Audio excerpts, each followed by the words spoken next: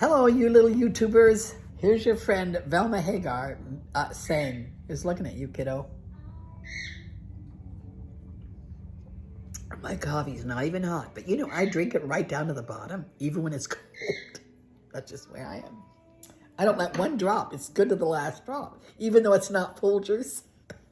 Remember that good, or was that U-Ban? One of them was good to the last drop. Anyway, Folgers or U-Ban. You know, Phil, my husband, he never really liked coffee, but he would drink it just because I did. And he used to go up to Starbucks, and he would get in line, and he would say, I'll have a cup of Folgers, please. And they'd go, this is Starbucks. I mean, they'd be so offended. He loved to trick them like that. All right, anyway, here I am, my books. Hidden Treasures in Secret Places, Hidden Treasures in Dark Places on Amazon.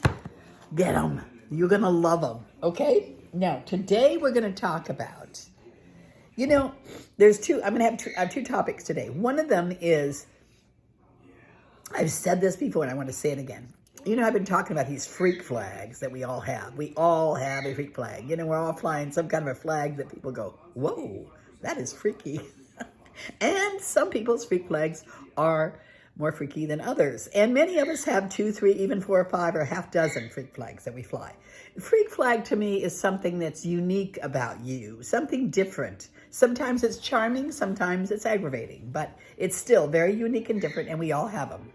Be kind to each other's freak flags. But now I want to say this. My son coined this phrase to me many years ago. We talked about how this woman one time told me that when I came into the room, I sucked the energy out of her.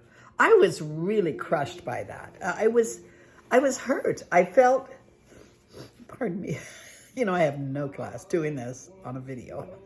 Who would wipe their nose on a video, I ask you? That is a real freak. If I ever saw a freak flag, that was one. Well, you know, we have, a live example. That was a live example of a freak flag. Okay, anyway, so this woman, she said, later her and I became really good friends, but she said to me when she first met me that I sucked the energy out of her. And I was really hurt. I went home and I thought, gosh, I wonder if I do that to people. After she got to know me, she really liked me. And I said to her, I didn't even say anything to you. She said, no, you didn't have to. Just being in the room, you came in and it was like you were just a presence, a big presence there. So anyway, when I came home and I told my son about it, and I was kind of hurt, and I asked a few of my friends, do I intimidate you? Do I make you feel like I sucked the energy out of you? And they go, no, no, no. But anyway, the point is, that's my character, right? I'm born with it. It isn't like I try to do that. I'm who I am.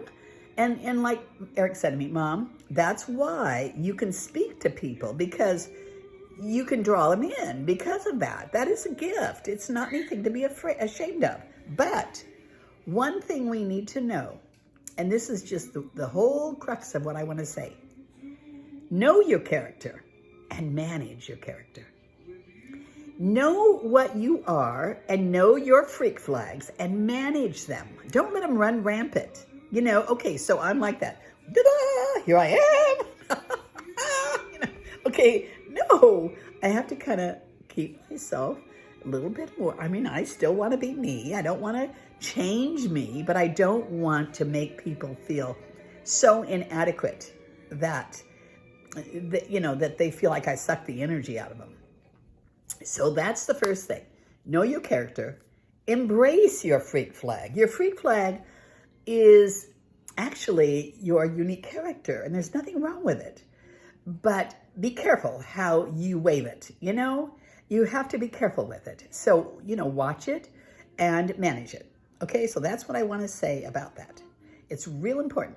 Now, the other thing I want to say is, first things first. I love that. You know what? Remember my old thing about eat the ugly frog first? Well, it's kind of fits into that slot, into that category. But in your life, there are certain things that must be taken care of.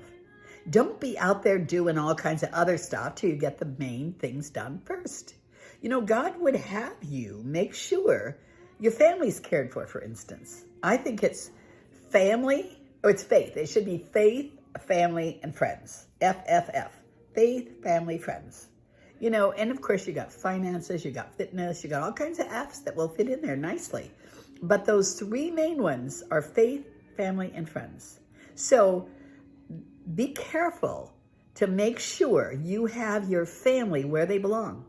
Don't put your friends ahead of your family. You know, family first, and then friends, and then your faith is first. Okay, so God is first. So when I say first things first, I mean God first. God talks about giving him your first fruits, and that's the tithe. That has to do with material things. But there's other things that are also first fruits. Your prayer time in the morning, it should go to God first. I have a thing, I write my little message that I put on Facebook, that's my first fruits to God. I sit down, write a blog, and it's always, as you know, it has at least one scripture in it, usually two, but at least one, so that I'm giving my first fruits out there and sharing it with other people. So, okay, first things first. I remember, you know, your grass needs mowing, but you want to watch a movie? Don't watch the movie until the grass is mowed, for God's sakes. That's how you get ahead in life. That's how you stay ahead. And that's how you become prosperous. So someone asked me something the other day. They said, what do you consider to be success? And I answered, and I know I'm right on this. To me, success is finding what you love to do and being able to make a living doing it. That is success. If you love your job, I don't care if you make a little less here. Let's say here you make a little less, but you love doing it. Here you make a little more, but you hate it. That's not success. Doing something you hate, making more money. No, success is doing something you love and being able to make a living and just making an exception to live a little bit smaller. You don't have to live as large, you know, because you're doing something you love. So success is doing something you love and being able to make a living doing it. First things first, and manage your character. Aren't I wise? You know, it's because I'm old. When you're old, you just know all this stuff. Okay, you guys, and never, never, never wipe your nose, especially with a dirty Scott Pal. When you're making a video that's going on YouTube, and you never know, I could get 1 million hits one of these days. You know, I got 2.2 million hits on my limoncello video. Good God. Look at how people are in this world. They would rather see me make limoncello than listen to things about the Lord. Don't be that way, okay? I'd rather have 10 of you listen to something that I did for the Lord than 2 million that I did for the world. But never wipe your nose. I still can't believe I did that. If I was smart, I'd delete this and start over. But I ain't doing it. This is going out like this. This is what makes a good video. You know, on TikTok, they love crap like that.